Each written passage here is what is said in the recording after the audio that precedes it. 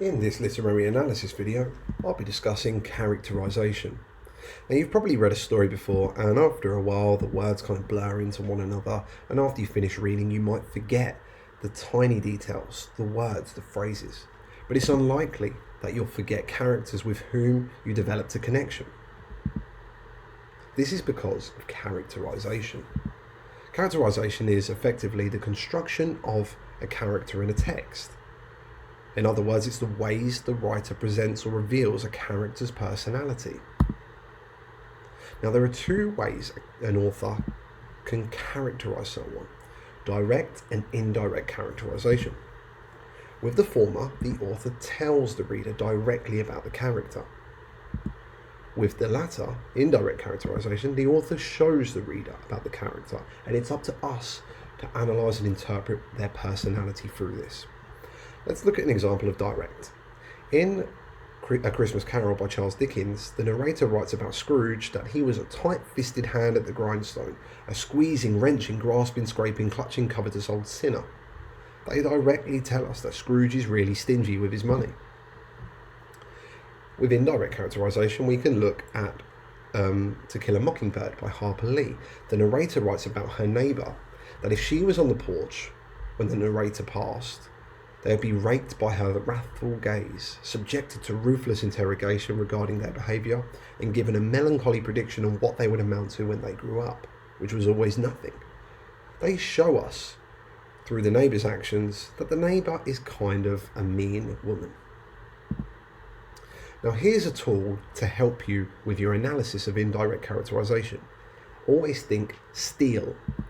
That's speech, thoughts, effects on others, actions, and looks. Steal.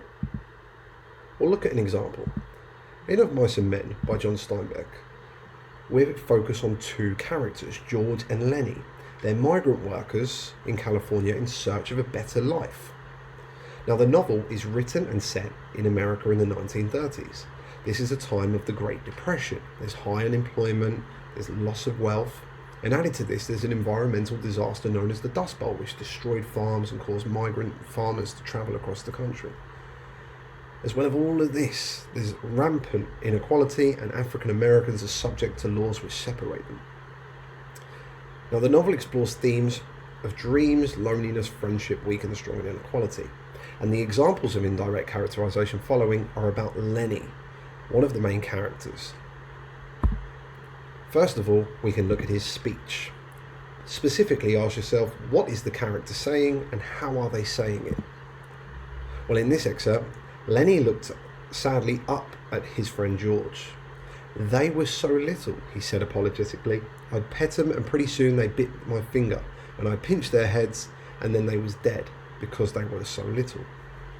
Well, first of all, the character is saying what he says apologetically. It tells me he's not a mean character, even though what he's done is, essentially killed a mouse. He's not mean. He feels bad for what he's done. He's not a violent or a mean character, intentionally anyway. The poor grammar and low-level vocabulary might tell me that the character is a bit slow. What he's saying, that he pinched their heads and they was dead because they were so little, and the idea that he's repeating the fact that they were little, tells me that he is a huge character who doesn't quite understand his own strength. What about if I was to look at Lenny's thoughts then? Now, if a novel isn't written in the first person, or the third person doesn't really focus on characters' thoughts, this might sometimes be quite difficult, but this should still be there.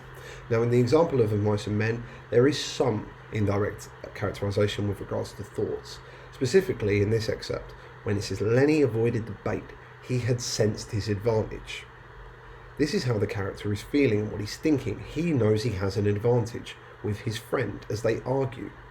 This tells me that Lenny has a strong relationship with his friend and knows exactly how to play him. Kind of like a child might, sense an advantage with their mother or their parent when they're arguing. What if I were to look on the effects of others? Now, with this, you want to ask yourself, how do others react to the character we're analysing? How does the character we're analysing make others feel or react? This is focusing on the actions of characters around the one we're analysing. So in this case, we're analysing Lenny, but we're looking at George's response to Lenny. George says sharply, Lenny, for God's sake, don't drink so much. And as Lenny continued to snort into the pool, George leans over, shook him by the shoulder and says, Lenny, you're going to be sick like you was last night.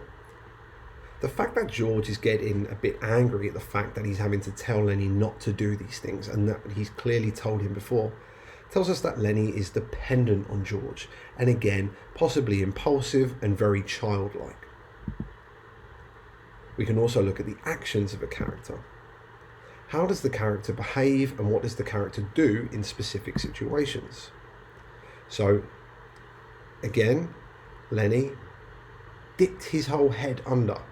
Following what George said to him, and he dipped his whole head under, hat and all, and then sat up on the bank, and his hat dripped down on his blue coat and ran down his back. Lenny dabbled his paw in the water and wiggled his fingers, so the water arose in little splashes. He watched them grow across the pool. Now, a character who dips their whole head in the water just to take a drink, and then plays with the water, making little splashes. Well, what does the actions tell you about the character? What does their behaviour tell you? I would say that Lenny is a bit childlike, possibly a bit slow, but also very, very impulsive, the way he drinks. Finally then, looks. What does the character's appearance tell you about their personality? How does the character dress? What do they look like? Well, in the example of Lenny, he's a huge man, shapeless of face, with large pale eyes, with wide sloping shoulders, and he walked heavily, dragging his feet a little the way a bear drags his paws. His arms did not swing at his side, but hung loosely. His hugeness tells us that Lenny is really, really strong, but the way he drags his feet and his paws might tell us that he's not really got purpose and he just follows his friends. But I think what's to focus on here is the fact that Lenny's so big, it tells us that he's so strong.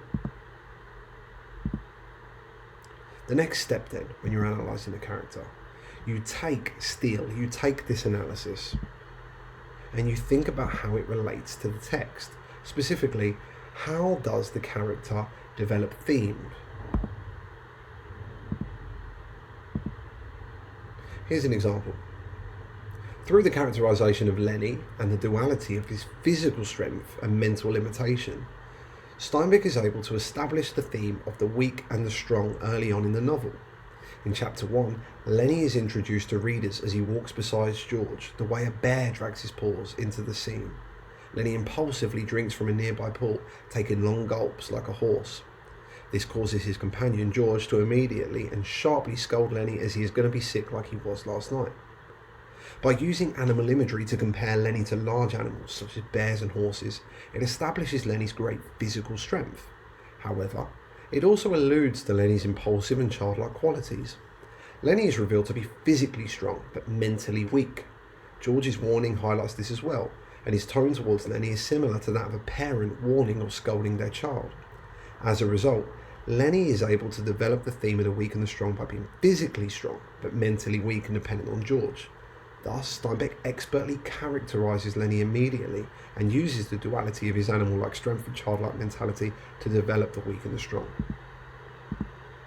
Remember, when analysing a character, think steel, speech, thoughts, effects on others, actions, looks.